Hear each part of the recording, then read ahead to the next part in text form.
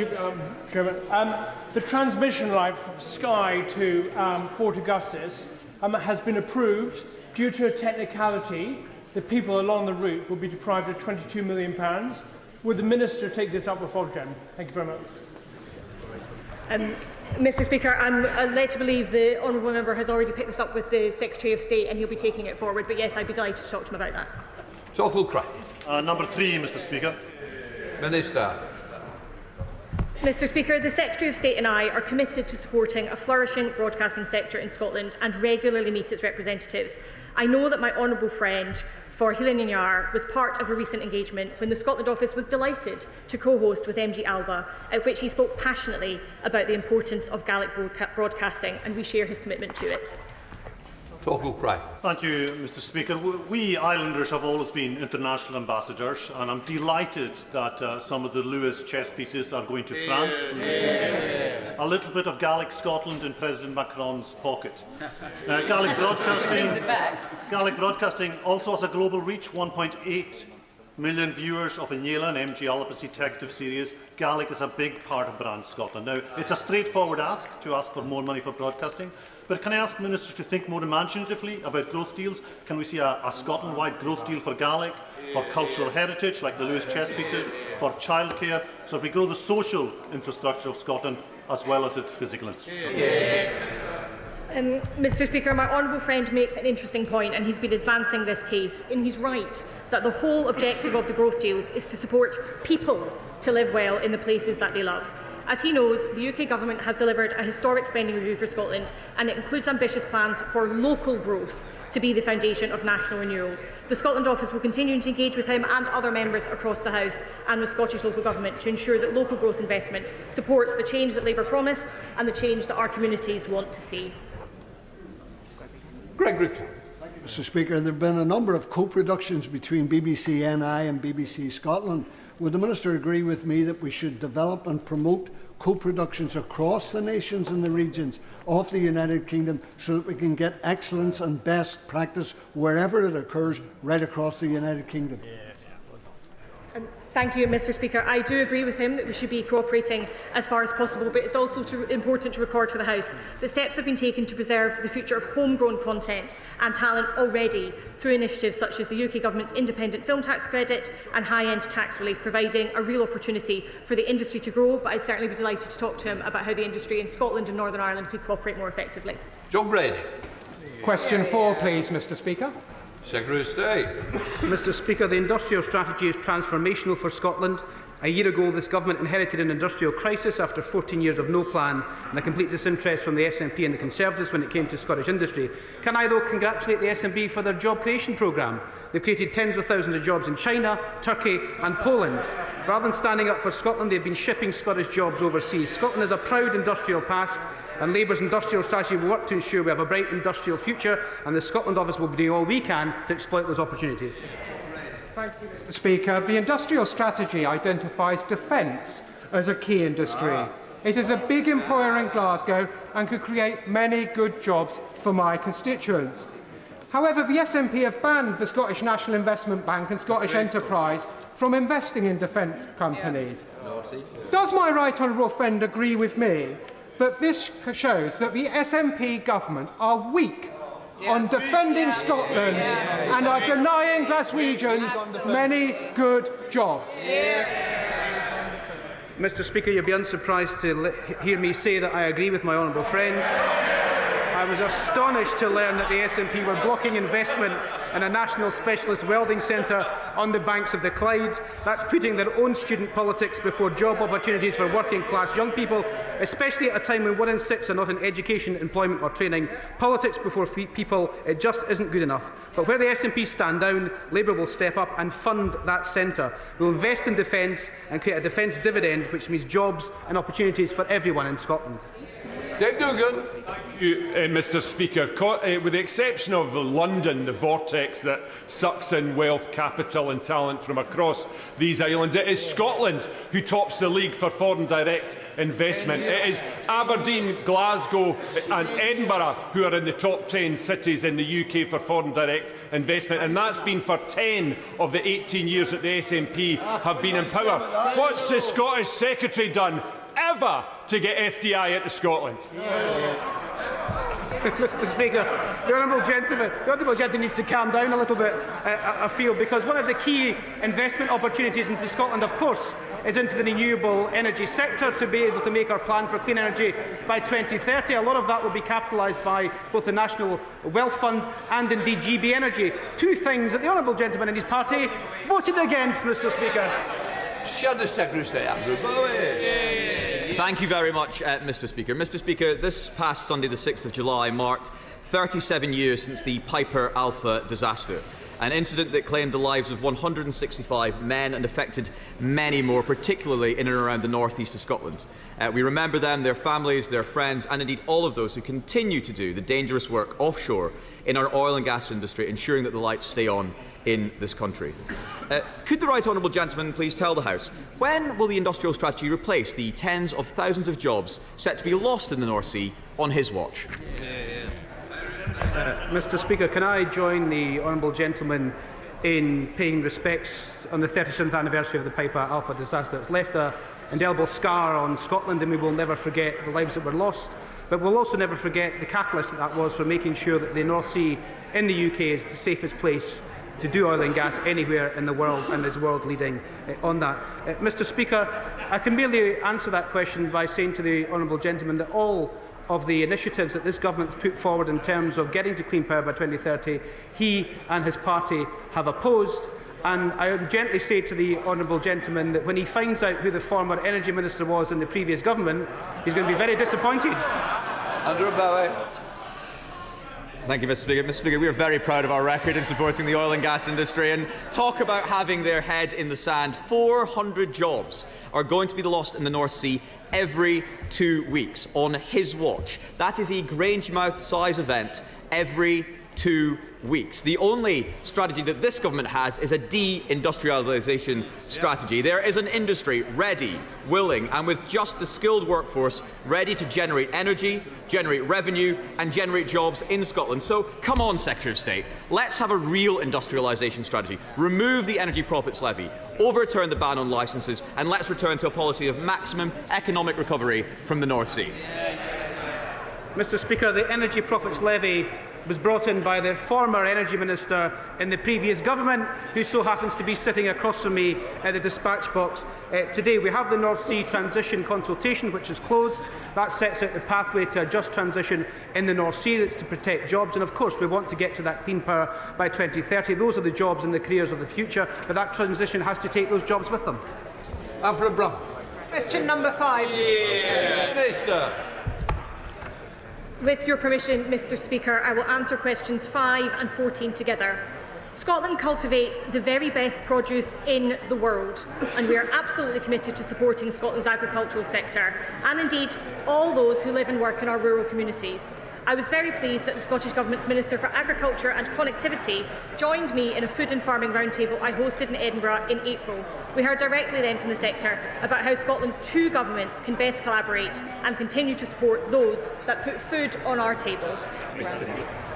Thank you, Mr. Speaker. Like farmers in my constituency of Chester South and Edinburgh, farmers in Scotland feel let down by this government's disregard for agriculture and the countryside. We've seen Labour look the other way as the Scottish Government delivered real-term cuts to the agriculture budget. Scottish Conservatives have set out a clear, multi-year plan to give farmers the certainty they need. So will the Secretary of State urge the First Minister to back that plan, which has strong support from the farming community, and help reverse the damage done to Scottish agriculture and our food security? Mr Speaker, the Scottish Government has been given a record settlement in the devolution era, and it's now for the devolved governments to allocate their funding in devolved areas as they see fit. They are accountable to their own legislators and indeed the Scottish public. That's a key principle of devolution, and this Labour Government will respect it. John Cooper. Thank you, Mr Speaker. We Conservatives were vilified when we pointed out that the vindictive changes to farming reliefs were going to damage jobs in rural Scotland. The Scotland Office conducted its own roundtable speaking to agriculture figures. Will the honourable gentleman share the results of that with the House, with the Scottish Government and, crucially, also with whoever the Deputy Prime Minister decides will be the next Chancellor of the Exchequer? Mr Speaker, I'd be delighted to report back to the House and to Scotland's rural communities, including my own in Midlothian, about the outcomes of the farming roundtable. What we heard from stakeholders directly was that they wanted support and, crucially, for the two governments to work together, which is exactly why we had the Scottish Government around the table. Mr Speaker, does the Minister agree that Scottish agriculture, salmon and distilleries like Lockleigh in my constituency will benefit from our 3 trade deals? But can she work out why the SNP failed to support them? Mr Speaker, those 3 trade deals are, of course, some of the proudest achievements of this Labour Government, and they will disproportionately benefit Scotland because it is, as I have already said, home to some of the finest produce on the face of the earth, and we are delighted to be promoting it as part of the Scotland Office's Brand Scotland efforts. Mr Speaker, does my honourable friend agree it is the Chancellor's excellent spending review for Scotland setting out record funding for the Scottish Government, which means SNP ministers are ideally placed to offer the agricultural sector in Scotland a multi-year funding settlement, and that's exactly what they should now do. Mr Speaker, I agree with my honourable friend that the Scottish Government has been blessed with a record settlement in the devolution era. The difficulty for those of us on this side of the House that championed that settlement is that we are all too well aware that I'm afraid the Scottish Government is absolutely addicted to wasting money, which is why the only route for Scotland to have a new direction is to replace a failing Scottish Government with a Labour one in May. Thank you very much, Mr Speaker. Mr Speaker, this weekend I was at the Fettercairn show in my constituency, and I noted that 2 weeks ago the Secretary of State was at the Royal Highland Show in Edinburgh. Now, with new research showing that more than 16,000 jobs are expected to be lost as a direct result of Labour's family farm tax, can I ask the Secretary of State and the Minister what their message to farmers that they met at the Royal Highland Show was regarding their government plans to kill family farms in Scotland? Because judging by the comments made this weekend, to me, the fear, anger and disgust at how this government has treated the agricultural sector and rural Scotland very much remains. Mr Speaker, our message to the farming community, including NFUS Scotland, with whom I meet regularly, and indeed to whom I spoke at their annual conference earlier, was there has to be fairness in the government's approach to the public finances. The latest figures from 2021 to 22 show that 40% of the value of APR went to just 7% of claimants. That is neither fair nor sustainable. To Luke Evans. Number 6, Mr Speaker. Mr Speaker, the ruling brings clarity and confidence for women and service providers such as hospitals, refugees and sports clubs. Single-sex spaces are protected by law under Labour's Equality Act 2010 and will always be protected by this government, alongside the rights of the trans community, as was stated by the Supreme Court. Luke Evans. Mr Speaker, Joe Griffin, the Permanent Secretary of the Scottish Government, in appearing in front of the Hollywood Finance Public Administration Committee, was asked about action taken relating to the Supreme Court judgment. When pushed, he said, specific actions, I can't give you that right now. So does the UK Government believe that the Scottish Government is failing to uphold the law? Mr Speaker, the application of the Supreme Court ruling to services in Scotland is a matter, of course, for the Scottish Government. It's for the Scottish Government to ensure they fully comply with the law as it stands. Imogen Walker.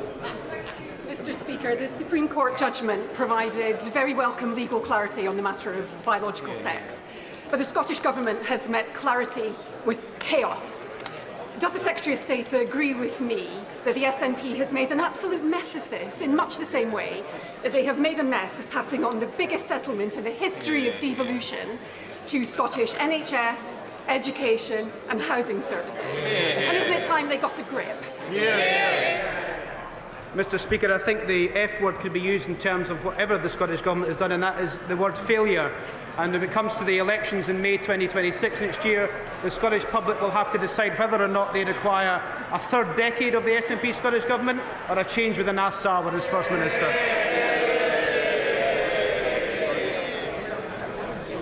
Jerome Mayor. Number 7, sir. Thursday.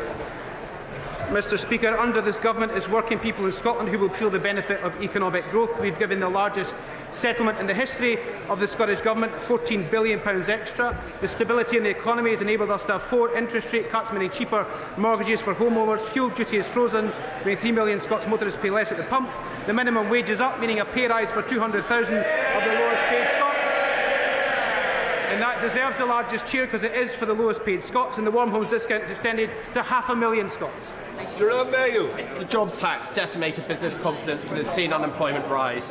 The budget blow to Scotch whisky, the attack on family farms, the undermining of the oil and gas industry, and now Scottish Hospitality Group has slated the spending review, saying it does absolutely nothing to support the sector.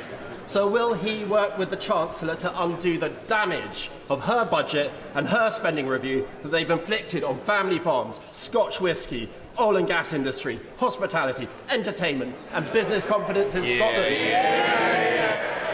Mr. Speaker, the honourable gentleman should go and speak to Scottish businesses and apologise for voting against the budget and apologise for voting against the £14 billion extra that will go to Scotland as part of the spending review. As a result of the decisions taken by this government, we have the highest growth in the G7, the highest business confidence in a decade, record inward investment, 3 major trade deals, 4 interest rate cuts, all helping businesses right across the country. Joanna Baxter. Mr. Speaker, it's fantastic news that Ferguson Marine has secured this contract with BAE Systems to help further enhance the UK's maritime capability and making use of the skilled workforce there. Does my right honourable friend agree that this is in sharp contrast to the student union politics played by the SNP government in relation to defence? And does the Minister agree with me that the benefits of the spending review cannot be fully assessed until the SNP are removed from power in 2026? Mr. Speaker, yet again I agree with my right honourable friend, and can I pay a special tribute to both her and my honourable friend, the member for Inverclyde and Renfrewshire West, who've done so much to make sure we can get work into Ferguson Marine. But again, Mr. Speaker, it won't be lost on the House, or indeed the Scottish public, that it's the defence industry that's supporting jobs in Scotland's defence industry, and that is straight into Ferguson Marine. Whereas the Scottish Government walks past on the other side, we will invest, Mr. Speaker. We now come to Prime Minister's questions. Durham Pape.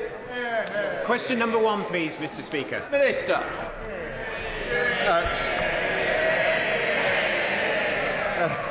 Thank you, Mr. Speaker.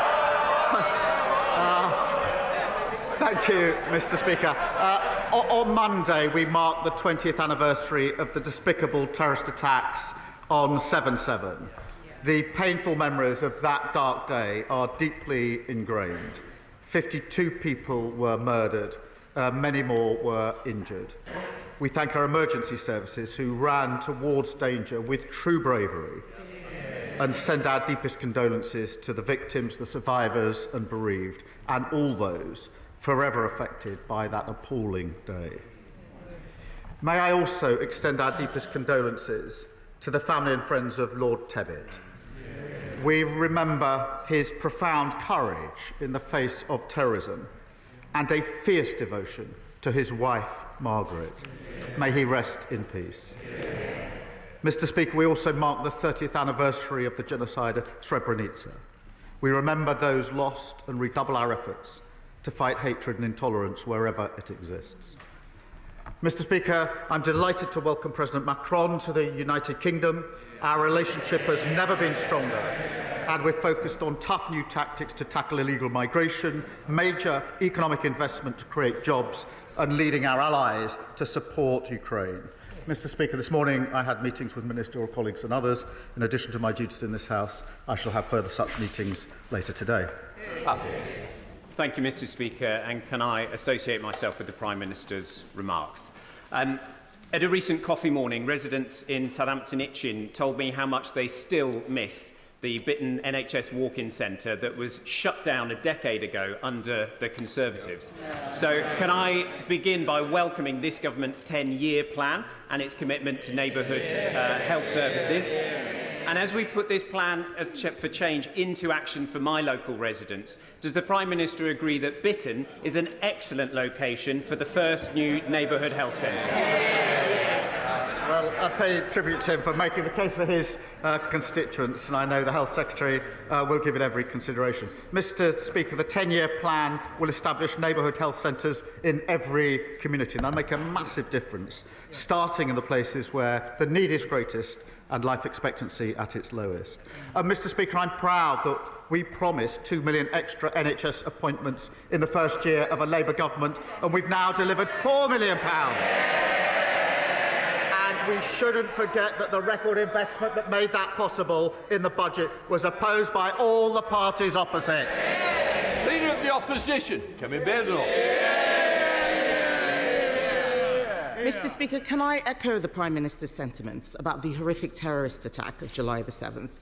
I was pleased to be at the commemoration service on Monday, and in particular our thoughts are with the families of those who lost their lives, those who had to go on without their loved ones. And Mr. Speaker, I would like to pay tribute to Lord Tebbit, who died yesterday at the age of 94. He was a man of iron integrity and conviction, who by his efforts helped to save our country from the chaos of the 1970s.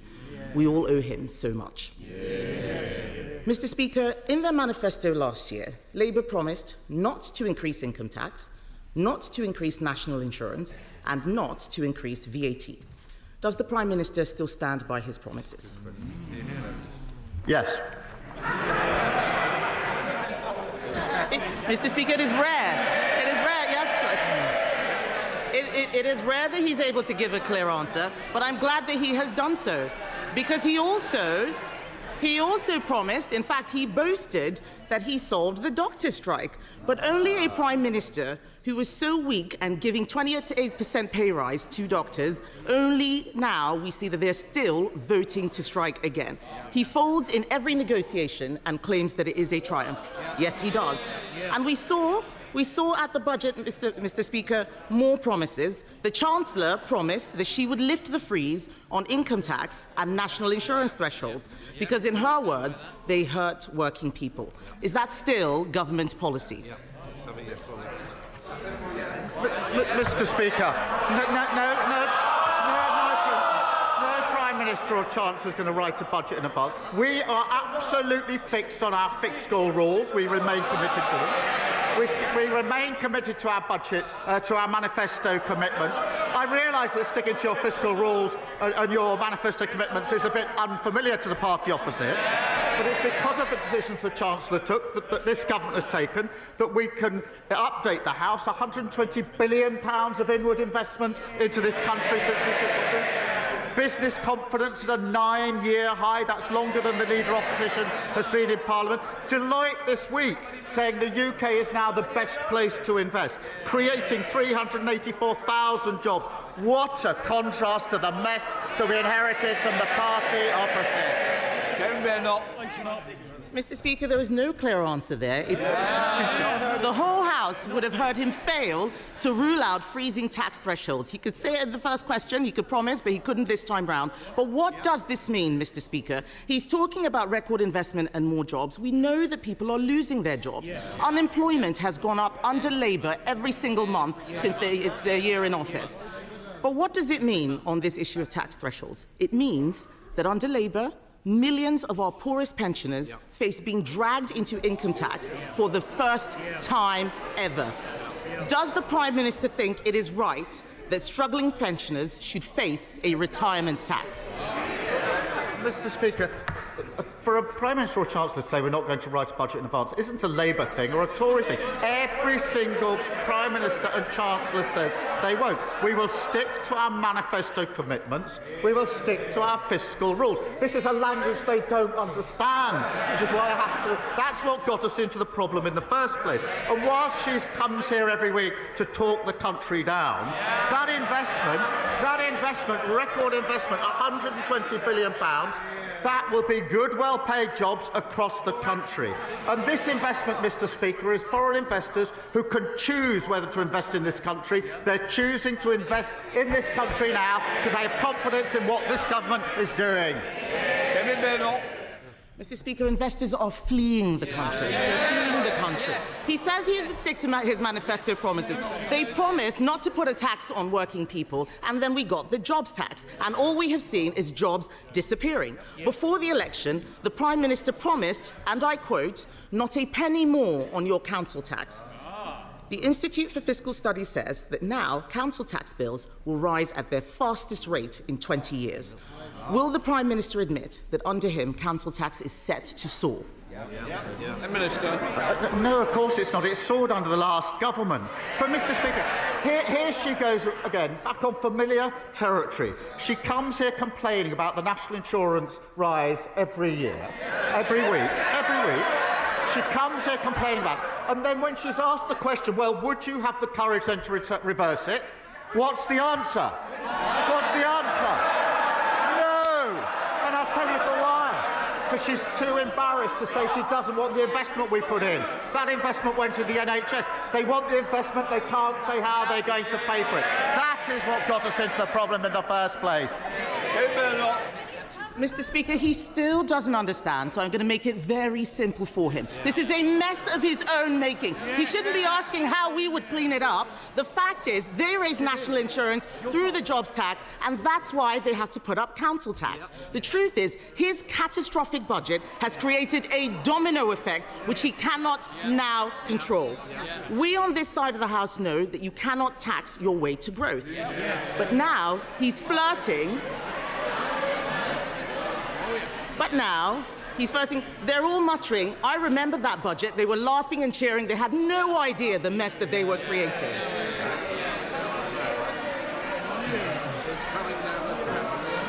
They should go and explain to their constituents about why unemployment is going up. But, Mr. Speaker, what is more worrying is that now he is flirting with Neil Kinnock's demand for a wealth tax. Let's be honest about what that means. This is a tax on all of our constituent savings, on their houses, on their pensions. It would be a tax on aspiration. Will the Prime Minister rule this out? Mr. Speaker says we shouldn't be asking them for advice on the economy. She's absolutely right about that. We will not be asking for their advice. What we did in the budget was stabilise the economy through the measures taken by the Chancellor. And what has that led to? 4 interest rate cuts. For mortgage holders, that's hugely important. Compare and contrast what happened on the Liz Truss mini-budget. The fastest growth in the G7 in the first quarter of this year. Wages up more in the first 10 months of a Labour government than the 10 years under the Tories. So, no, we don't need lessons from them. Mr. Speaker, he says he stabilised the economy. Has he spoken to any farmers recently? Yes. It is time for him to take responsibility for the mess he is making.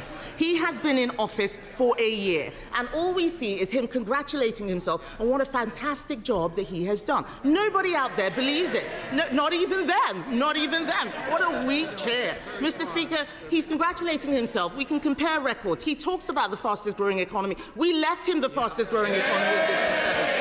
We cut the deficit in every year until the pandemic. We got inflation down to 2%. On his watch, taxes are up. Unemployment is up. Inflation is up. And this weak Prime Minister has been forced into a series of chaotic U-turns.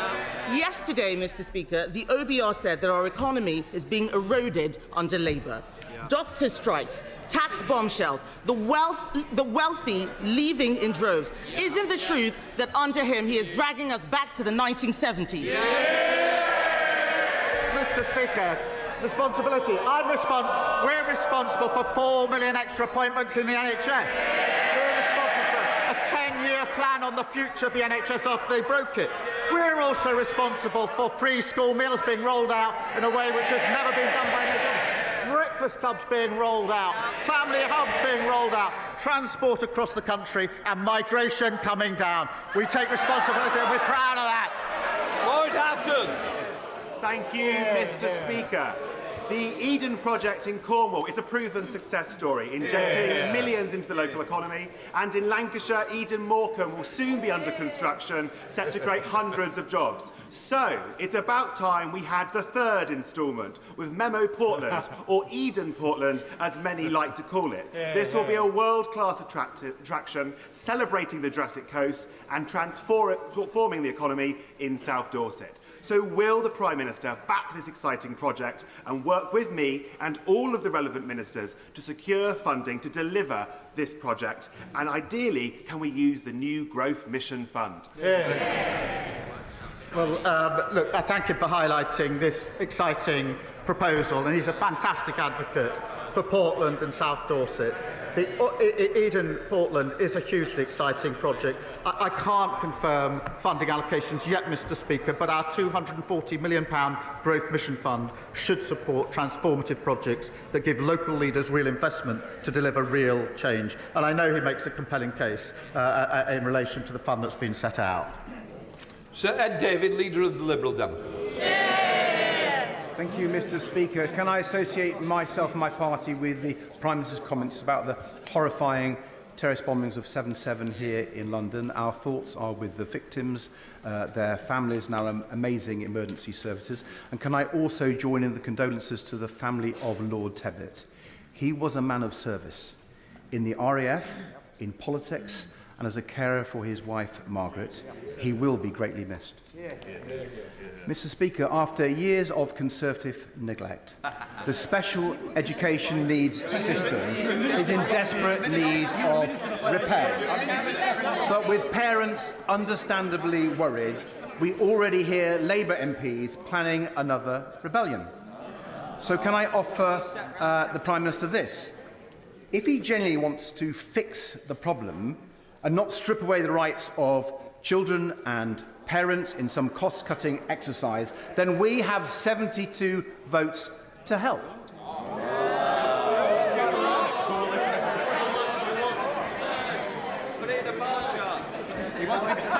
So,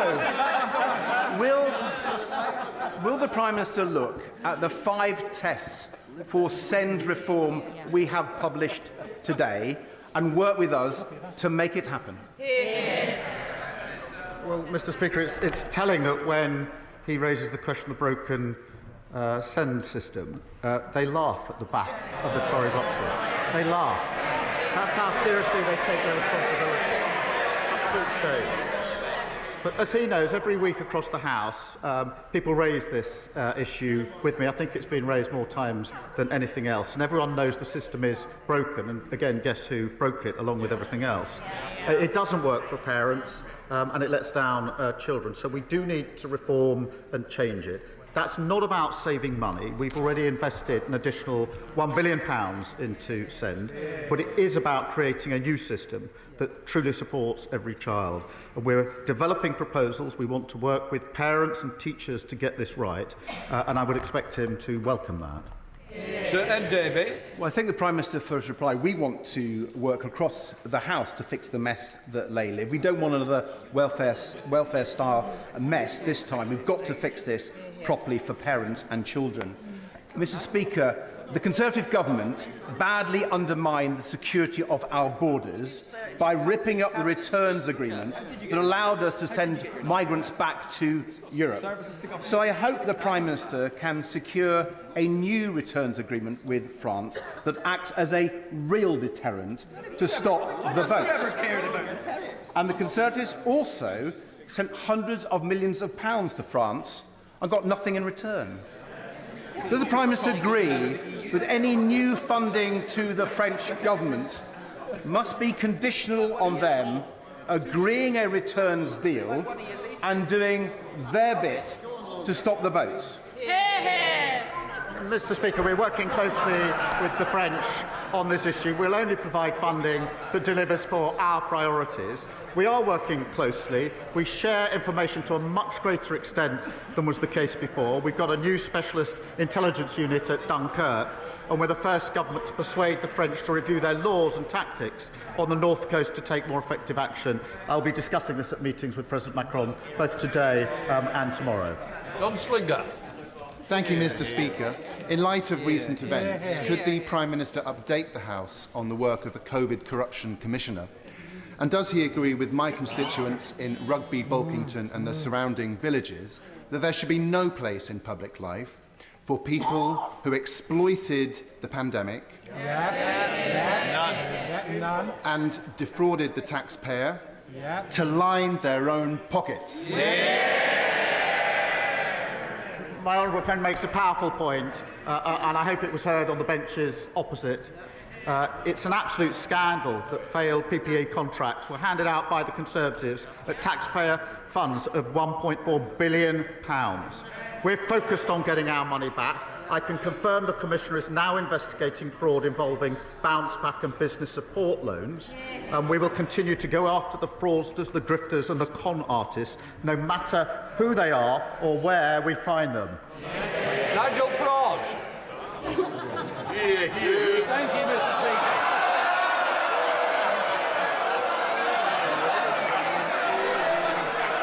The main reason this country decided Some of you want to get in a little later. If this takes forever, you won't get in. Nigel Farage. Thank you. The main reason this country wisely voted for Brexit back in 2016, and that included millions of Labour supporters, is because we wanted to take back control of our borders so that we and we alone could decide who comes and settles in our country. Does the Prime Minister understand that demand today is even greater than it was back in 2016, and that we demand, the country demands, that you say to the French President, will you shut up? You say to the French President, we will not accept undocumented males across the English Channel, and that you are not dictated to by an increasingly arrogant anti-Brexit French president. Mr. Speaker, we are fixing the mess that we inherited. We are working with other countries to ensure that we take the measures necessary to stop people crossing the Channel. They are serious answers to serious problems. His proposal for 10 years, wagging the Tory dog, has been to break everything and claim that's how you fix things, to stick two fingers up at your neighbours and then expect them to work with us. And he votes against the Borders Bill, which gives more powers to our law enforcement to deal with security at our borders. And Mr. Speaker, the reason for that is he has no interest in fixing the problem because he wants to milk it and exploit it. That's the truth about him and his party. Thank you, Mr. Speaker. From homelessness to child poverty, so many of the challenges that I see people facing in Exeter can be traced back to early years. So can I welcome how this government is rebuilding on the legacy of Sure Start, so cruelly dismantled by the party opposite? And can the Prime Minister set out what difference this will make to family services in Exeter? Well, I'm grateful to him. I've discussed it with him before. He's a brilliant champion for Exeter. Mr. Speaker, every child should have support to realise their potential. And the party opposite tore up Sure Start and took it out of our communities, an act, in my view, of vandalism that abandoned families and deepened inequalities. Mr. Speaker, we're delivering 1,000 Best Start family hubs across the country. That's in addition to free childcare being rolled out and expanding free school meals. That's the change the Labour government makes. Jim Ramsey. Thank you, Mr. Speaker. Growing numbers of people are joining calls for a wealth tax on the super rich, including former Labour leader Lord Kinnock and today a former First Minister of Wales, and it transpires the Chancellor herself when she was in opposition. So will the Prime Minister stand by his promise that those with the broadest shoulders should carry the largest burden? And can he clarify that that means the ultra-wealthy, not disabled people, the poorest and children with special educational needs? Mr. Speaker, I'm really not going to take advice from a party that put forward £80 billion of unfunded commitments at the last election. That's the sort of thing that got us into the problem in the first place. Mr. Speaker, we can't just tax our way to growth. We need to ensure that we put in place the necessary measures. We're putting in place planning reforms, Mr. Speaker, to drive growth. He voted against it and they voted against it. Bill Mr. Speaker, I am proud that this Labour government is banning fire and rehire. I am proud that we are addressing the abusive use of zero-hour contracts and improving protections at work, particularly against unfair dismissal. Reform and their Tory friends voted against Labour's workplace protections. I don't know why they're heckling.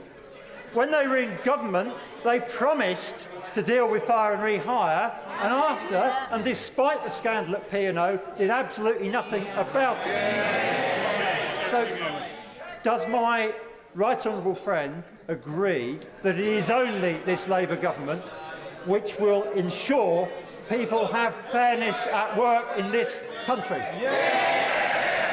Well, I'm proud that we'll give 15 million workers, that's half of all workers, stronger rights at work. And Mr. Speaker, that's sick pay for up to 1.3 million of the lowest paid, tackling sexual harassment and bereavement leave for families who experience pregnancy loss before 24 weeks. Compare that to the Leader of the Opposition who thinks maternity pay is excessive. The Leader of Reform who wants working people to pay tax for tax breaks for millionaires and billionaires. Both of them vote against reform and better protection of workers at every term. They always have and they always will. They offer nothing for working people. Sir David Davis. With permission, Mr. Speaker, before my question, can I tell the House that in the public gallery today there are a number of veterans of Northern Ireland. Given what the Prime Minister said about 7/7, I'd like to publicly thank them for their courage in defending our country and our democracy against the first scourge of terrorism. Now, the Prime Minister knows that every time a paramilitary was killed in Northern Ireland by a British soldier, it triggered a thorough investigation. No bullet went unscrutinised. Our soldiers were held to the highest standards of law. The IRA were not. They tortured and shot men in the back. They forced families to watch their menfolk murdered. They killed women and children with bombs. Yet we're willing to prosecute our own men. Men forced to make life and death decisions in split seconds. If the government get the legacy legislation wrong, at least 50 innocent retired veterans will be exposed to legal persecution for crimes they did not commit. Now, I've raised this matter 6 times now since February. So I ask again, on Monday, when we debate this matter in Westminster Hall, will his government protect our veterans, or will it sacrifice them to politically motivated lawyers trying to rewrite history with a pack of lies? Well, can I join in his thanks to the veterans here today with us and to all veterans. And, I mean, he knows this is a serious issue, and the outing of his, at the end of his question didn't really reflect that seriousness, because the scheme that was set up by the party opposite was found to be unlawful in the courts, and he knows it. And it wasn't supported by the communities. It would have meant, as he knows, immunity from prosecution for those who committed the most appalling terrorist crimes. And that's why it didn't have support in the communities and didn't have the support, I think, of any political party in Northern Ireland. And that was amongst the reason it was found to be unlawful. So we have to tread carefully. We have to get this right. And I'll work with him on that, but we don't get there by cheapening the debate. We will look at the address. It's not about political point scoring. I worked in Northern Ireland. I've spoken to many of the people affected, and I know we must get this right, and I want to do so, and I want the House to do it together if we possibly can, because it matters. But we have to do that in a serious way, to address the issues of the past, of course, in a way that has support of victims and survivors. And that is a key test for me, because without the support of victims and survivors, I think it's very hard in Northern Ireland to come up with something which will have the confidence of everybody in Northern Ireland, which is why we have to work in the way we do.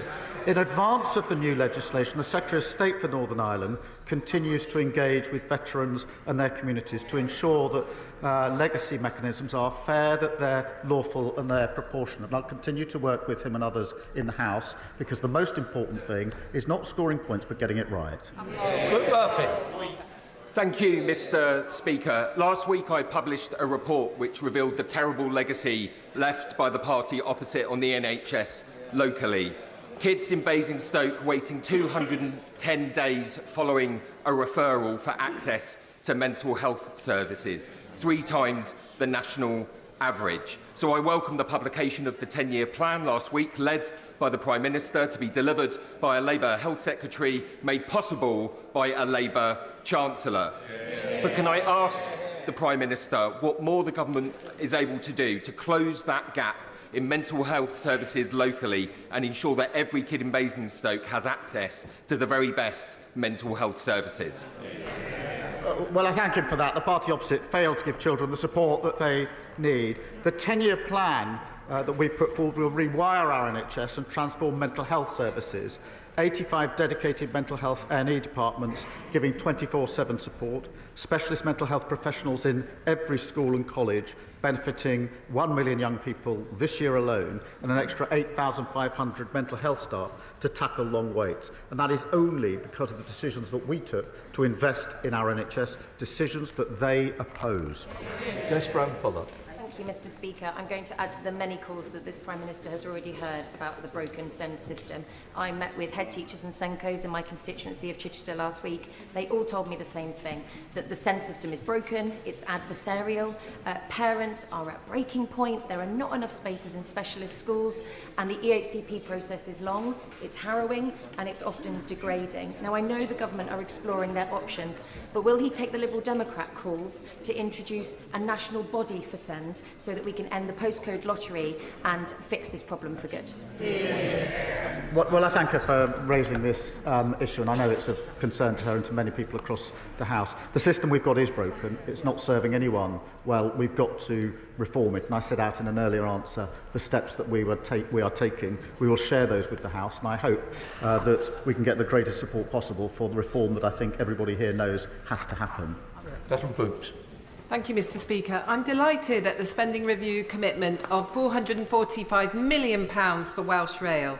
A new station at Meigren-Undy will take cars off the congested M4, offer greener journeys and open doors for local residents without a vehicle to get jobs.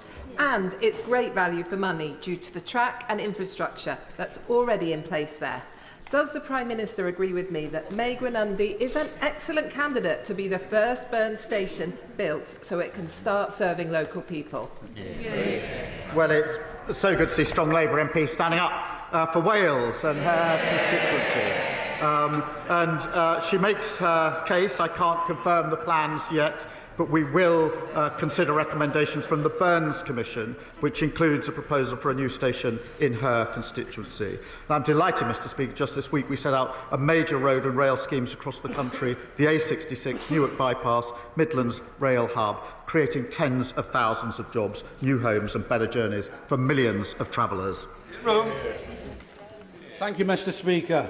In the past few weeks, I've spoken to 5 people from my rural constituency of North Devon who have been forced to remove their own teeth with pliers or with amateur surgical kits bought online because they are unable to find an NHS dentist.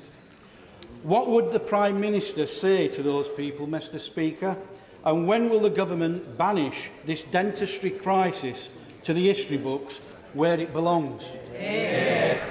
Well, Mr. Speaker, another shameful legacy from the party opposite, with 1 in 4 adults struggling with NHS care and tooth decay as the most common reason for hospital admissions for children aged 5 to 9 under their watch. We are fixing this, Mr. Speaker, and I can set out what we're doing. We're rolling out 700,000 urgent and emergency appointments. We're reforming the dental contract and recruiting more dentists and newly qualified dentists to practice in the NHS for a minimum period. All of that only made possible because of the investment we put in the budget, which they all opposed.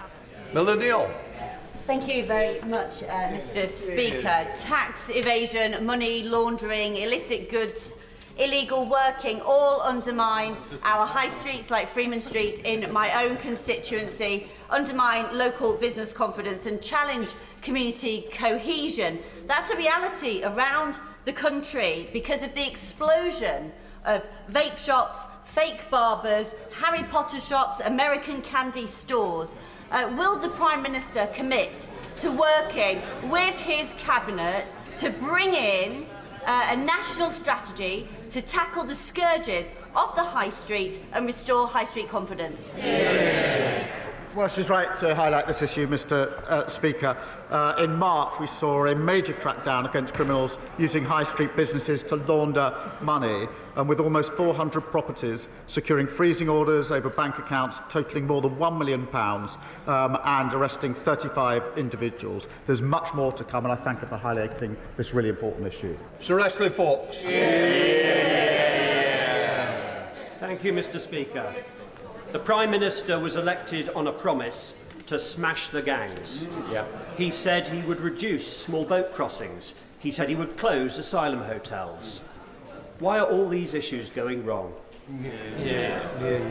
Mr. Speaker, we are fixing the problem that they said they'd take control of borders and they lost it. We're working hard with our allies. We want to bring forward more powers for our law enforcement of the borders through our Borders Bill to give them the powers they need to take the job and deal with it. And what did they do? They voted against. A confected argument. Patrick Hurley. Thank you, Mr. Speaker. Tomorrow evening sees the annual National Police Bravery Awards. 3 of the officers nominated this year are 3 of the officers who were first on the scene of the tragedy in my Southport constituency last summer. So will the Prime Minister join me in paying tribute to Sergeant Gregory Gillespie, Constable Luke Holden and PCSO Timothy Parry, who are with us in the gallery today, for their immense bravery in the face of evil. And just like our brave officers will always protect and defend us when we need them to, does he agree with me that this government will always support our brave officers in return? Well, can I start by saying that the thoughts of the whole House, of course, are with the families of those that lost their little girls and all those affected by this terrible incident. I would like to put on record our heartfelt thanks to all of those who responded and those that are with us today: Sergeant Gregory Gillespie, PC Luke Holden, PCSO Timothy Parry. These officers ran towards danger to protect young lives, Mr. Speaker. I have met a number of them, and it is truly humbling to see the bravery and professionalism that they brought to their job that day and every day. Southport is a wonderful and loving community. In difficult days, they've shown kindness, empathy and courage. And I'd like to thank my honourable friend for all that he has done in relation to those values as well. Ben Lake. Mr. Speaker. My constituent, Mr. Brian Buckle, is a victim of a miscarriage of justice. He was wrongfully imprisoned for over 5 years before being exonerated at retrial. Now, Mr. Speaker, despite a jury unanimously finding him not guilty of the crimes for which he was imprisoned and the devastating impact this injustice continues to have on him and his family, his application for compensation was denied due to a 2014 change to the law that requires those who have been wrongfully imprisoned to prove their innocence beyond all reasonable doubt. This is an almost impossible hurdle to overcome.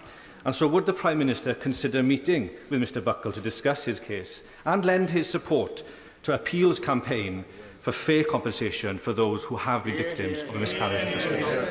Well, can I thank you for raising this particular case, which saw a grave miscarriage of justice. In relation to the statutory test for compensation, this has been raised in the House before, and I've undertaken to have a look at it. And I know he's working, I think, with the Minister responsible on the particular case that he raises. Thank you, Mr. Speaker. Can I thank the Prime Minister for leading from the front in promoting the importance of his role as a father in keeping time for family life.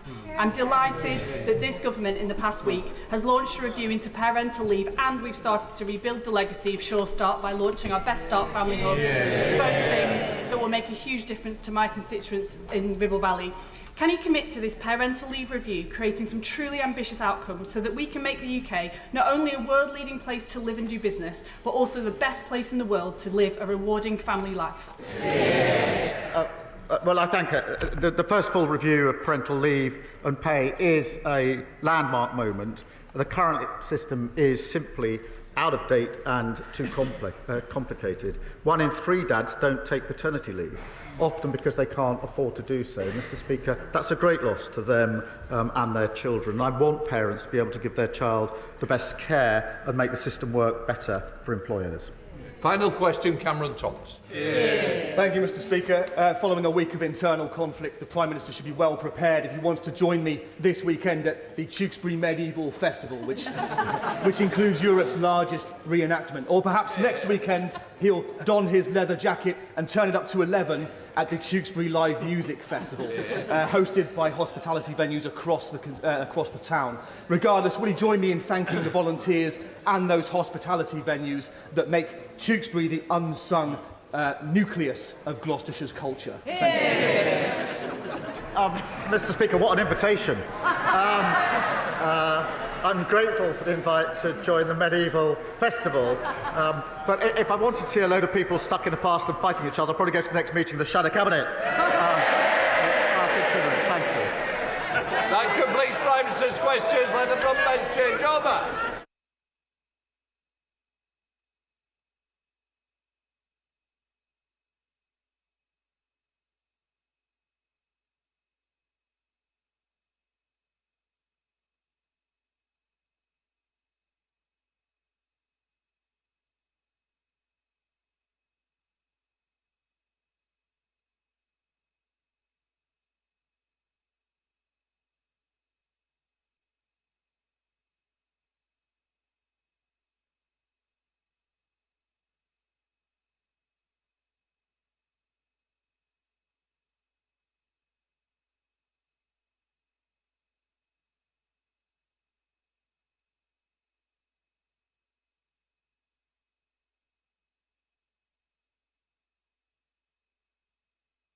Point forward, Lee Anderson. Mr. Speaker, during PMQs today, the Honourable Member for Clacton asked what I thought was quite a reasonable question, because I knew what the question was going to be, but during PMQs, I couldn't hear a single word. I'm sure people in this chamber couldn't, because people like the Honourable Member for Dewsbury behind me never shut up all the way through. The Honourable Member for Clacton was trying to ask a reasonable question. We do not subscribe to this sort of dog whistle politics in Reform UK. So, Mr. Speaker, could you please give us advice on how to stop this behaviour in the future? What I would say is I think Mr Farage is capable of dealing with his own battles, that we've seen on many occasions. What I would say is, look, it is about respect, it is about tolerance that we should show to each other, because what we do in here is reflected outside. So please, let us show common sense but respect for each other. A point of order, Adrian Ramsey, I believe. Thank you, Mr. Speaker. At Prime Minister's questions just now, in response to my question, the Prime Minister claimed that the Green Party had made unfunded spending commitments in our general election manifesto, something that he also said in response to me at last week's Prime Minister's questions. That is clearly untrue. Our manifesto was fully costed, including through the proposals for a wealth tax that I was calling for. So please could you, Mr. Speaker, outline how I can correct the record? Should I send a copy of our manifesto to the Prime Minister? Can I first of all say, look, I'm not going to continue a debate of Prime Minister's questions. I did end it. What I would say is, I think you have corrected it with what you stated. It is now on the record. Right, let us move on now. We come to the urgent question. Shadow Secretary of State Robert General. Thank you, Speaker. To ask the Secretary of State for Justice if she will make a statement on her plans to restrict jury trial through the creation of a Crown Court bench division and related sentencing changing. Mr. Speaker, this government inherited a justice system in crisis, with record and rising backlogs in our criminal courts, leaving victims in limbo waiting to see justice done. For this reason, the Lord Chancellor commissioned Sir Brian Leveson to undertake a once-in-a-generation review of the criminal courts. We're grateful to Sir Brian for all his work. His report confirms that the system that we inherited is broken, and that if we do nothing, it will collapse. We welcome the ambitious recommendations he's put forward and agree that a crisis of this scale requires bold action. We must consider any measures that will put our courts on a more stable and sustainable footing. Victims and the public deserve swift justice and a court system that they can have confidence in. We will consider Sir Brian's recommendations on jury trials, along with everything else, carefully before providing a formal response to Parliament, and we will do so in the autumn. Jury trials are and will remain a cornerstone of British justice and will remain in place for the most serious cases. However, justice delayed is justice denied. The system was not designed for a scenario where there are tens of thousands of victims waiting years for justice. The Lord Chancellor and this government is committed to turning the tide on the Crown Court backlog by the end of this Parliament and creating a sustainable justice system fit for the 21st century. Robert Jen. Mr. Speaker, all of us agree that justice delayed is justice denied. That is why it's so important to get control of the court backlog. No one pretends that this is straightforward, but this government has made the crisis worse. The backlog is at a record high and accelerating, with 750 cases being added every month. Sir Brian Leveson's review rightly acknowledges that we must increase the number of court sitting days, and we thank him for his work and welcome many of his recommendations. However, it cannot be right to give another sentencing discount for those convicted of crimes like burglary and stalking. This could see criminals serve as little as a fifth of their sentence when combined with the Gawk review. 20% of a sentence served. Is that justice for victims? Out-of-court settlements for drug dealers and thieves, meaning they won't even get a criminal record. It makes a mockery of the criminal justice system. And just as concerning is the proposal to scrap jury trials in many cases. The report admits that this will only have a limited effect on the backlog. It will save just £31 million, 0.2% of the department's budget. And as the report says, there is no limit to the cases for which jury trials could be scrapped. This is a slippery slope towards abolishing jury trials altogether. Now, jury trials have been a central part of our Constitution for centuries. In Magna Carta, indeed before it, they are a gift that we have given to the world. To throw them away so casually shows a total disregard for our Constitution and for such limited benefit. For too many on the government benches, it seems they want to scrap jury trials regardless of the backlog because they don't trust the British public's instincts on justice. They say judges know best, we say the public know best. It doesn't have to be this way. The government must take up the Lady Chief Justice offer of more sitting days. So, will she rule out yet another sentencing cut for criminals? Will she rule out letting drug dealers and thieves avoid even a criminal record?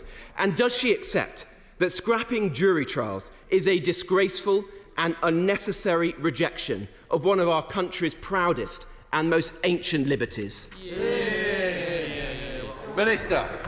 What I didn't hear in any of that was an apology. It's extraordinary to hear that the Shadow Justice Secretary has suddenly discovered a sense of urgency. Where was that sense of urgency, Mr. Speaker, in the last 14 years? The so-called party of law and order that allowed two things to happen. First, taking our prison system to the brink of collapse. That let down the public and it let down victims. Soft on crime and soft on law and order.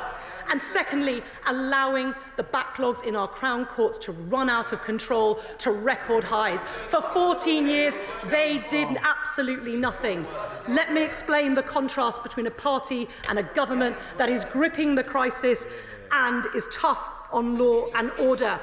We commissioned one of their own, Sir David Gauke, to give us his review on the sentencing review.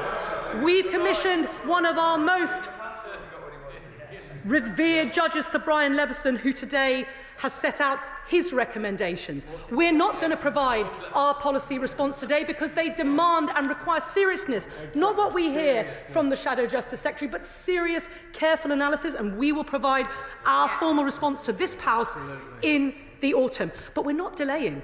We're not waiting, we're investing in the system. So to take up his challenge about what the Lady Chief Justice said, we have already done what they failed to do, an additional 4,000 Crown Court sitting days, a record level of 110,000 sitting days a year, up from what the so-called Party of Law and Order gave us. We also understand that we need proper system capacity. We heard from the Lord Chancellor yesterday, it's not just simply about adding more Crown Court sitting days. We cannot, as Sir Brian Leveson tells us, had he bothered to read the report, we cannot simply sit our way out of this crisis. We've got to build system capacity.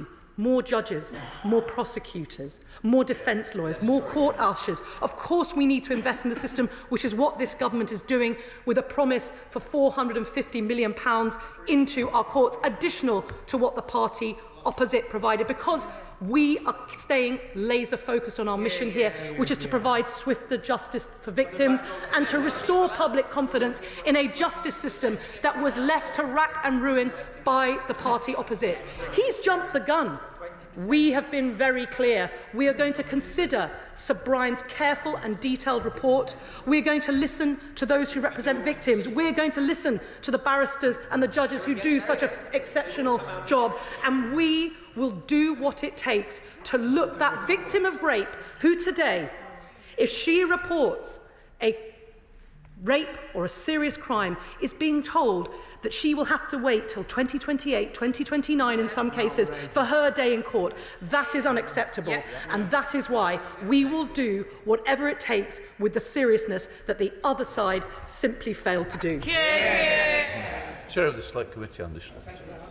Mr. Speaker, what Sir Brian's comprehensive report demonstrates is the terrible state our once envied criminal justice system was left in by the Shadow Lord Chancellor and his colleagues. Does she agree with Sir Brian that digging ourselves out of the hole which they have left us in will require more investment, greater efficiency and structural change?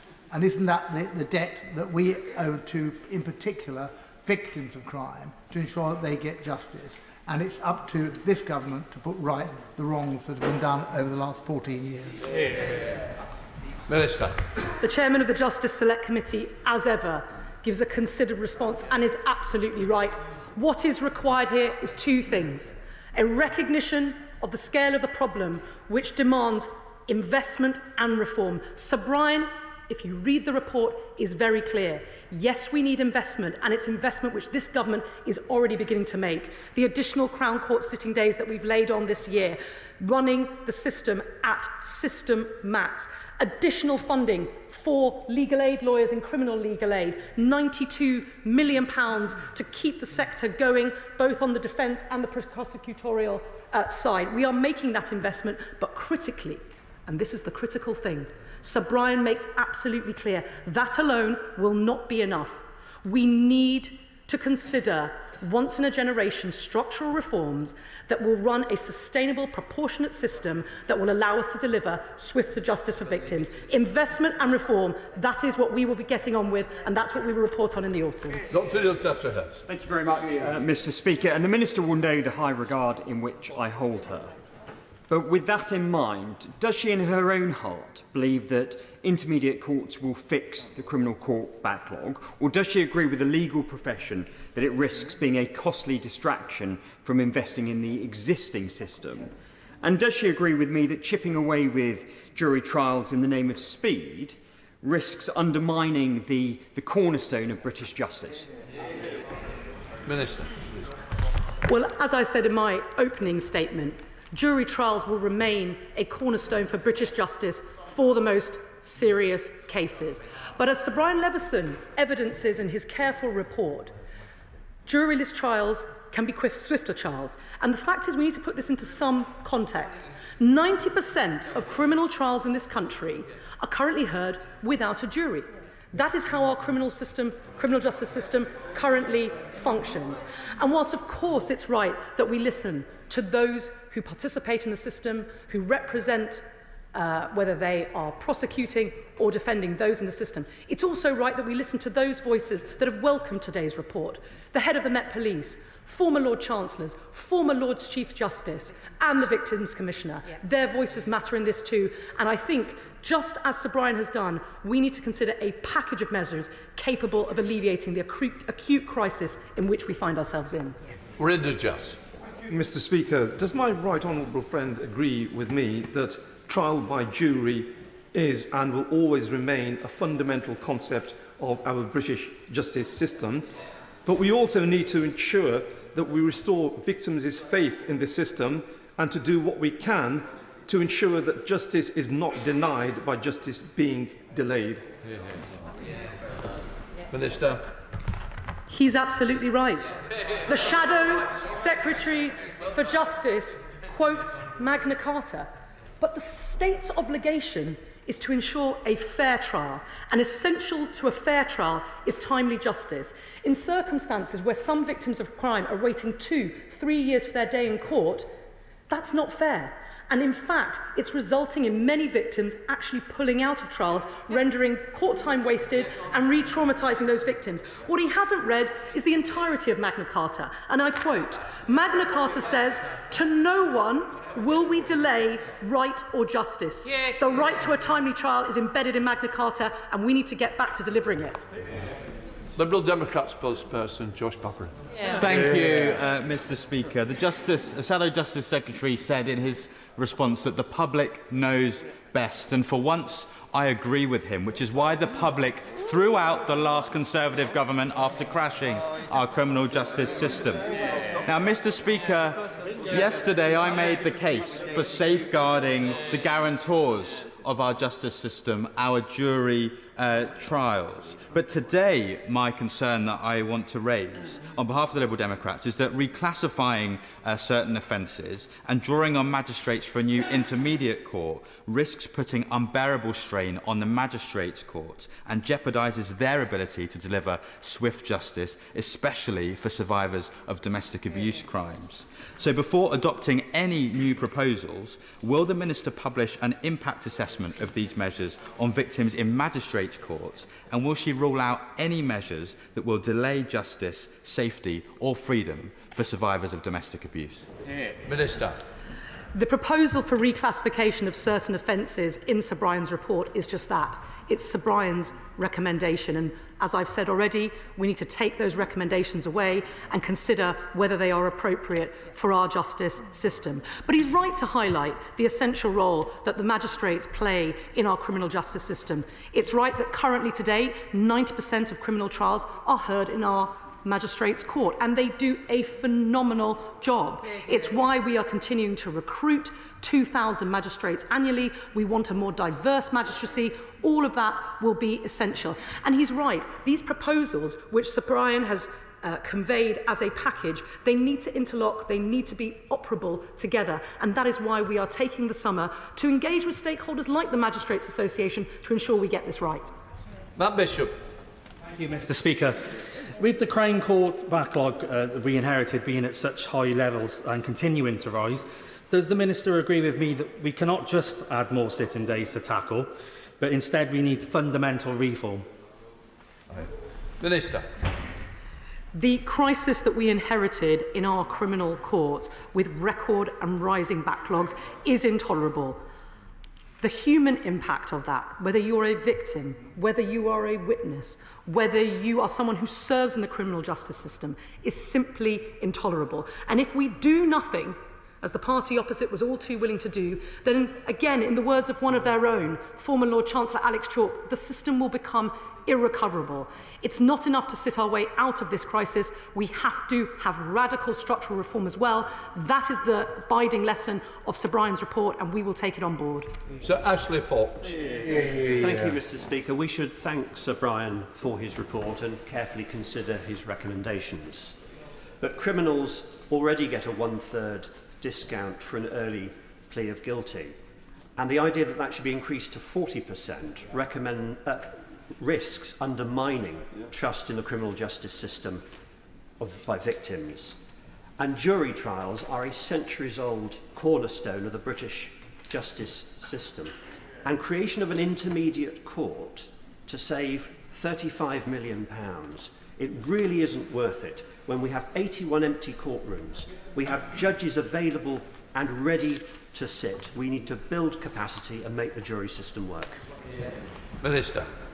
Well, I agree with him that I think we all owe a debt of gratitude to Sir Brian Leveson and his team for the comprehensive review which they've undertaken and which the government will be giving due consideration to over the summer before we formally provide our response. We've also got to ensure that whatever proposals and package of proposals that we take forward, that knits together with the recommendations from the Gork review and indeed the outcome of the spending review that we in Ministry of Justice have received, with a commitment to make an additional investment of £450 million into our courts. I do want to address his point about intermediate courts. This isn't about saving money. No. This is about addressing the backlog and delivering swifter justice for victims and a criminal justice system in which the public can have confidence. If this package of ideas is right and will achieve that aim, then we will pursue it. Dame Emily Tolman.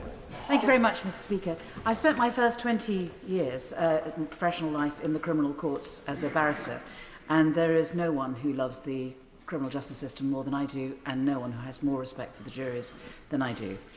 But if you go into the courts now, they're not what they were. And the fact of the matter is that the delays are so appalling that if you were a defendant, you just plead not guilty because you know that your case isn't going to come up for years and the chances of actually facing justice are minimalised. So it's in that extreme state that we have inherited from the benches opposite that radical action is needed. And I would ask, therefore, the front bench, who I know feel as I do about the criminal justice system and want it to work, that will they, when considering Sir Brian's recommendations, will they consider a sunset clause? Because if his recommendations work, there will become a time when we can increase the amount of jury service again. Minister. She speaks with a huge amount of authority and personal experience of how our Crown Courts operate. And she, like us, has a commitment to restoring and rebuilding our criminal justice system to what it once was and to a system that is fit for the 21st century and one that the public can have confidence in. And that means adapting our methods, taking on new technologies, becoming more efficient. All of that will come, as we've asked Sir Brian to do, in the second part of his review. I'm not going to preempt the response or give a running commentary on it, but all of these things will be taken into account as we consider our response over the summer. Sure, Mr. Speaker. Last year, I was on a jury. Now, we all know we need to get the court backlog down, but from my experience at Reading Crown Court, the availability of jurors really wasn't an issue. Many of us were sat there for hours upon hours, and several jurors were dismissed on the Thursday, having never set foot in a courtroom. So, before we move forward in restricting the number of jury trials, what work has the government done to actually understand the utilisation of jurors, see how many of them are actually being used and whether they can be used more effectively? Minister. The issue, and I thank him for his service and all those who perform the civic duty of participating in a jury, is something which, as I've said, will remain a cornerstone of British justice for the most serious cases. But that is not the issue. The issue is the fact that demand coming into the system simply outstrips the rate at which the courts are able to address and dispose of these cases. What we need to look at is the system capacity, the amount of judicial time, the number of prosecutors, the number of defence lawyers, the availability of suitable court buildings, the availability of ushers, the availability of criminal aid, legal aid. All of that system capacity and getting it working together is what we need to do to address the challenges that others have outlined. And I ought to remind him that not only are 90% of our criminal trials heard in magistrates' court, but it remains a fact that magistrates' courts deliver on average a turnaround of those cases 4 or 5 times faster than it currently takes in the Crown. That is swift justice for victims, and it's why we need to look at whole system reform. Stop. Oh, thank you very much, Mr. Speaker. My constituents have a very simple view of the criminal justice system. They want to know that the victims of crime will have their day in court, and they'll want to know that the perpetrators of crime will have a punishment commensurate with the crime that they commit. And that underpins their faith in the system, so they come forward to report crime. So whilst the party opposite seek to talk down the justice system, can the Minister set out what her and her department are doing to ensure that victims of crime feel confident enough to come forward to report crimes, hopeful that they'll get the outcome that they want? Minister. When he speaks so passionately on the part of his constituents, I think what the public asks is something really simple.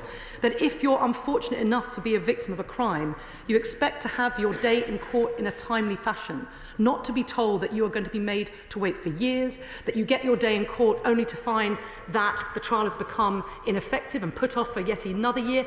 That undermines people's faith in the system, and that is what's so detrimental about the effect of the neglect and underinvestment of the other side, of the party opposite, because it's been so corrosive of trust in the justice system. It's not simply that we're not delivering swift justice for victims, it's that the public risks losing faith in what has been, to date, one of the glories of this country, which is our justice system. Sir Julian. Does the Minister agree that one of the worst features of the US justice system is the extreme process of plea bargaining, which gives such a huge differential if you plead guilty that it creates a perverse incentive to do so even if you're innocent but not confident that you'll be acquitted? Can she guarantee that we are not going down that route with a combination of a 40% discount for pleading guilty coupled with early release for other reasons? Minister. The English common law and our commitment to rule of law with our independent judiciary is part of what makes this country great. We're not going to ape the American system or any other system. The fact that Sir Brian Levison's report contains recommendations, including around aspects such as the use of Goodyear indications, is something that we will look at carefully. But we know that our law is robust, and provided we have a justice system that is up to the task of enforcing that law, that is what we are really focused on. Mr. Speaker, under the Tories last year, 60% of rape victims dropped out of their cases because they were left waiting years for justice. We finally have a Justice Secretary who's put victims first and allocated the highest number of sitting days on record. Given all the outrage from the benches opposite at the size of the backlog, I'm really keen to know what they did. But can the Minister answer what this Labour government are doing to get the victims the justice quicker? Minister. Well, she's absolutely right. We talk about sitting days, we talk about backlogs, and it can all sound a little bit arid and academic, but it comes back to people. Yeah. The fact that so many victims of rape and serious sexual offences pull out of the process is testament to the fact the system isn't working. That is the direct consequence of allowing the backlogs to run out of control. We have to keep victims engaged in the process. It's why we've invested specifically in victim services. It's why we're looking to strengthen the Victims Code. But ultimately, what victims want is swift justice. That is why we will take a careful look at Sir Brian's recommendations and do what it takes to bring down that backlog. Ms. Supple-Roberts. Magistrates' courts are already under significant stress. 22% of trials do not go ahead on the day they're listed. Removing the right to choose a jury trial for sentences of under 2 years under an intermediate court cannot reverse years of underfunding, the closure of local courts and severe staff shortages from prosecutors, of course, to defence advocates. The reform of local justice areas consultation proposes to merge 3 North Wales benches against the advice of local magistrates. Does the Minister recognise, therefore, the risk of yet further disruption to justice in Wales? Minister. Well, what she has described is how important the role of the Magistrates' Court is going to be, but also the importance of whole system reform. We are not looking as a government to tweaking one aspect, tweaking what goes on in the Magistrates' Court, tweaking what goes on in the Crown Court. Of course, one of the geniuses, if you like, of the Magistrates' Court is the local link, is the fact that it delivers local justice. So we will look at that carefully. But there is no getting away from it. The scale of the problem, and what Sir Brian's report tells us today, is that we need whole system reform from beginning to end of the criminal justice system. Thank you, Mr. Speaker, and I thank the Minister for her statement today and the recognition of the importance of magistrates' courts. Sadly, Harlow Magistrates Court and Chorley Magistrates Court, of course, were closed by the previous government.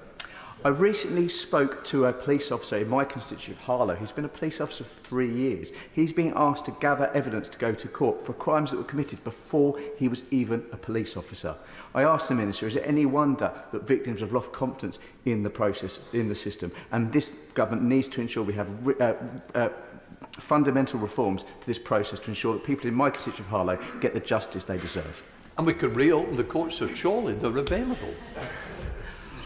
Well, again, I come back to the fact that this government is investing in our court estate. We've invested an additional £20 million in our court buildings for maintenance and to keep the show on the road. But he's absolutely right. The delays reach a tipping point if we choose to do nothing about it. That is simply not an option. And the obligation on the state is to deliver a fair trial, and timeliness is critical to that, because the longer you wait, the more likely it is that victims will pull out of the system, the evidence becomes undermined because people's memories fade. That's why timeliness and getting the delays down is so critical to the mission that we've got to pursue. Andrew Stone.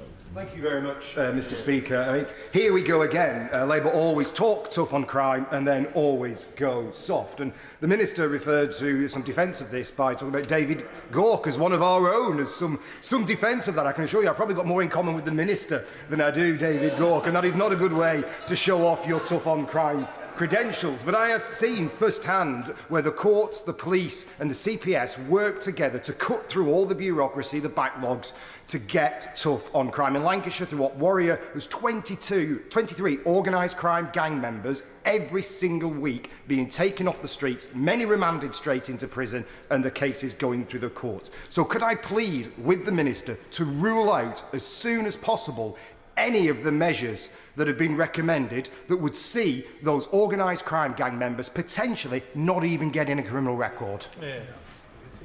Minister.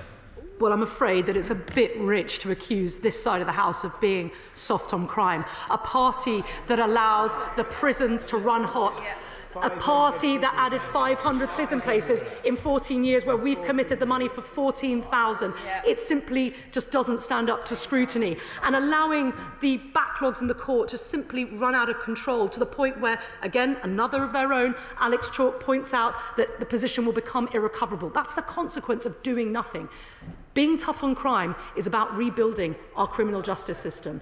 It's about investing in it, it's about investing in prisons, investing in our courts, and delivering on the tough reforms that are going to be required to deliver swifter justice for victims, and getting tough on exactly the sorts of gangs that he describes. Catherine Atkins. Thank you, Mr. Speaker. After 14 years of Conservative government, victims of rape and serious sexual crimes are waiting years to see justice. It does appear that the Shadow Justice Secretary has recently discovered that our criminal justice system is broken. When does the Minister think he'll discover who broke it? When the Victims Commissioner, Mr.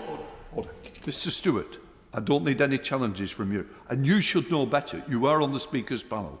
I really do think you've got to think about what you're saying, and your behaviour is getting intolerable. When the Victims Commissioner, the London Victims Commissioner, those who engage and support victims through victim services, tell me that we have to take this opportunity for once in a generation reform because we are letting victims of crimes down. I take that more seriously than any other pleas for change. It's absolutely obvious that the delays of running a system with such record and rising backlogs, the failure to invest, it has consequences on real people's lives. People are pulling out of the system, pulling out of the process because they've simply lost faith in it. And I will be thinking of their voices, of the victims, in every day that we look to consider these proposals and as we drive them forward. Failure is not an option. Tesserman. Thank you, Mr. Speaker. I have that caution about stripping back jury trials, so I'll ask the government to commit to tackling court backlogs by investing in more court capacity, particularly in Bristol and the West Country, and supporting rehabilitation to stop reoffending and people coming back into the system so quickly. But can I, and also to address the root causes of crime, but can I also ask the Minister to consider that just under the Leveson proposals, there may be space for some of the best examples of the US court system, where some states have next-day hearings for domestic abuse cases, where the courts can catch perpetrators in the window of remorse and they'll recognise their guilt and accept that they need to change. Minister. She's right that as we take forward and when we are ready to announce the package of reforms in response to Sir Brian's review, that we consider how we can take forward the best of our existing system and indeed learn from other systems. So whether that's intensive supervision courts, where we've seen some really good results, tackling the root cause of what lies behind crime and engaging in preventative measures, we should be doing all of that. And this is our opportunity. We've reached a point of crisis. We've reached the point of emergency, no more, no less, as a result of the inheritance from the previous government. But we've got to take the opportunity to build back better, a more sustainable, more innovative justice system that the public can have confidence in and that protects the public. That's what we must do. So you're right. We should learn, we should listen and build something better. Mark Ferguson. Thank you, Mr. Speaker. Alex Chalk, the former Lord Chancellor and Justice Secretary, as I think members on all sides would agree, is someone who was taken very seriously in this place and whose opinions were taken seriously. Recently, he said, and I quote, "It could conceivably be dealt with by a judge and two wingers to reserve Crown Court for the most serious cases." He also went on to say, and I quote, "It is helpful to look at which cases should be triable either way and which should be summary only."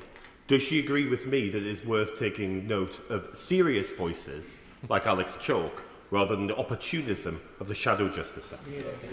Minister. This issue is far too serious not to take seriously.